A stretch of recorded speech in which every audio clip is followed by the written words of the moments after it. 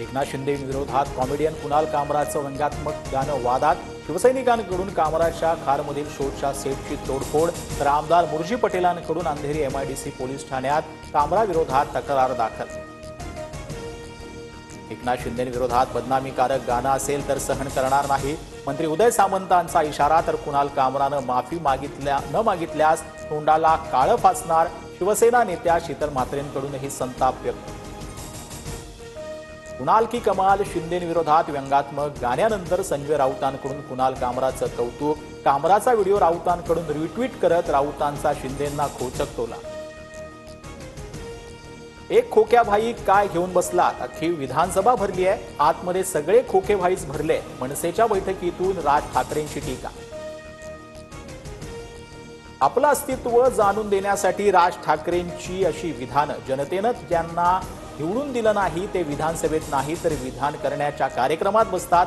मंत्री आशिष शेलारांचं राज ठाकरेंना प्रत्युत्तर। युती धर्म पाळणं आपलं कर्तव्य, महायुतीत वाद होईल अशी वक्तव्य प्रवक्ते कार्यकर्त्यांनी करू नयेत।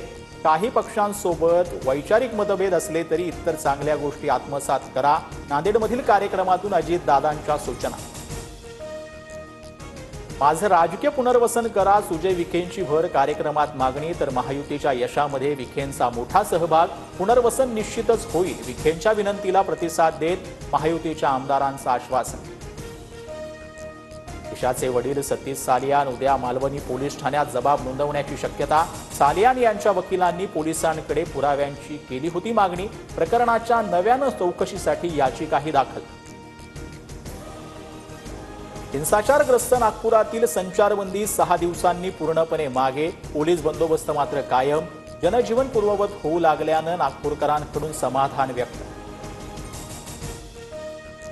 ऐतिहासिक संदर्भ पुरावे नसलेल्या वाघ्या कुत्र्याची समाधी रायगडवरून 31 मे पर्यंत हटवा। संभाजी राजे छत्रपतींचं मुख्यमंत्र्यांना पत्र। शिवरायांच्या समाधीलगत कुत्र्याची समाधी, पुतळा उभारणं दुर्दैव असल्याचीही नाराजी। अशोक चव्हाणांचे मेहुणे भास्करराव खदगावकरांसह सून मिनल खदगावकर अजितदादांच्या राष्ट्रवादीत। अजितदादा तुम्हाला महाराष्ट्राचं नेतृत्व करण्याची संधी मिळो, पक्षप्रवेश सोहळ्यात खदगावकरांकडून शुभेच्छा। दादर पश्चिमेतील प्रसिद्ध कबूतरखाना प्रभादेवी किंवा वरळीला स्थलांतरित करण्याची शक्यता।